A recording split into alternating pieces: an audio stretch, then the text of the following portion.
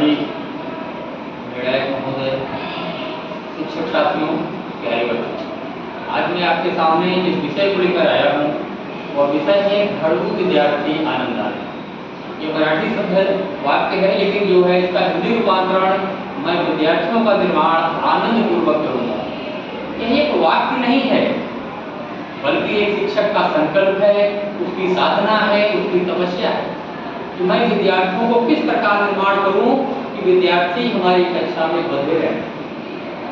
जरा सा घंटी बजी नहीं कि उनका चेहरा ऐसा खिलता है जैसा लगता है कि तिहाड़ जेल में बंद है।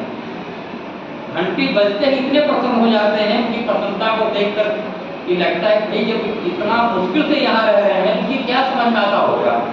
अब यही उद्देश्य तो बदल गया है, एकदम चेंज हो गया पूरा उद्देश्य। विद्यार्थी का उद्देश्य केवल ये रह गया है किताब पढ़कर कोई नौकरी पा जाए। हमारी प्राचीन शिक्षा प्रणाली ऐसी नहीं थी। हमें सबसे प्रमुख हमारी बात जो है वह विद्यार्थियों को कक्षा में आनंद कैसे आए। मुझे खुद याद आता है कि बचपन में 1980-82 मैंने एक पिक्चर देखी थी, शोले। आज भी उसके सारे डायलॉग लगभग काफी कुछ मुझे याद है। वो 500 पेज के उपन्यास से एक फिल्म बनती है और सारा का सारा ज्ञान इधर लगभग 50-55 साल की उम्र हो गई है, लेकिन ये काफी लगभग 80% तक याद है उसका, उसके हर डायलॉग का गीत। अगर ये है और 150 पेज की हमारी टेक्स्ट बुक होती है, साल भर पढ़ाते हैं, तो विद्यार्थियों की समझ में क्यों नहीं आती। निश्चित कहीं ना कहीं तो कुछ ऐसी कमी हमारे में है कि हम विद्यार्थियों का निर्माण आनंद से नहीं कर पा रहे हैं। विद्यार्थियों का निर्माण आनंद से करने के लिए सबसे पहले जरूरी है कि उन्हें विद्यालय से जोड़े रखना है, कक्षा में वह आनंददायी माहौल बनाना है कि जिससे जब घंटी बजे उन्हें ये लगे कि यार क्या बताएं, तो सोचने का समय हो गया, चेहरा खिले नहीं बल्कि मुरझा जाए।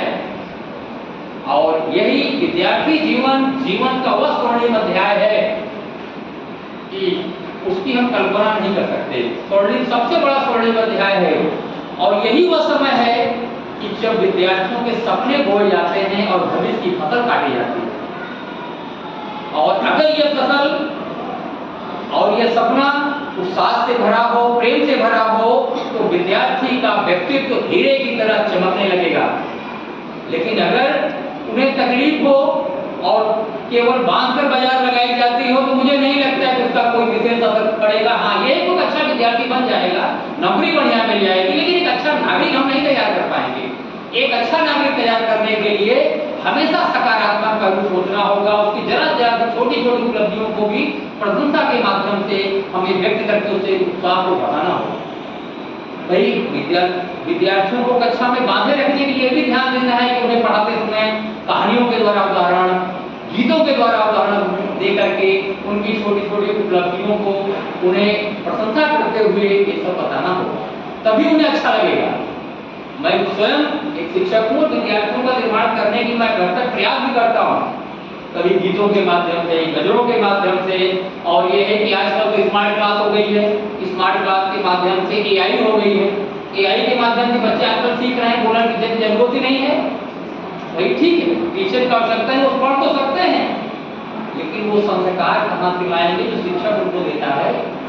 भाई एक अच्छा नागरिक, देश के ये बच्चे हमारे भविष्य हैं। अगर इन्हें हमें आगे बढ़ाना है तो इन्हें कुछ कदम बताना है, तो पक्का है कि ठीक है, तो इलेक्ट्रॉनिक मीडियम से या इलेक्ट्रॉनिक मीडिया जो है उससे पढ़ तो सकते हैं, लेकिन एक अच्छा नागरिक नहीं बन सकते। आज जितने भी महान गुरु हुए हैं, जितने भी महान व्यक्ति हुए हैं, वो चाहे सिकंदर जी हैं, चाहे सिकंदर या उसके साथ साथ जो है चाहे छत्रपति शिवाजी महाराज हों, इन सबके पीछे उनके गुरुओं का सबसे बड़ा योगदान है। और मैं अपनी वाणी को विराम देने से पहले कुछ एक कबीरदास जी का दुआ कहता हूँ। सात समुद्र को मत करूं, कागज सब बन राय, धरती सब कागज करूं, तो गुरु गुण लिखा न जाए। तो गुरु तो उस लायक है, उस योग्य है, वह कुछ भी कर सकता है। एक छोटी सी चिंगारी को ज्वाला बनाने की क्षमता रखता है। और मोमबत्ती को जिस तरह मोमबत्ती अपने को जलाती है, उसी तरह अपने को जला करके सारे संसार को प्रकाशित करता है। इसी के साथ मैं अपनी वाणी को विराम देता हूँ। जय हिंद, जय भारत।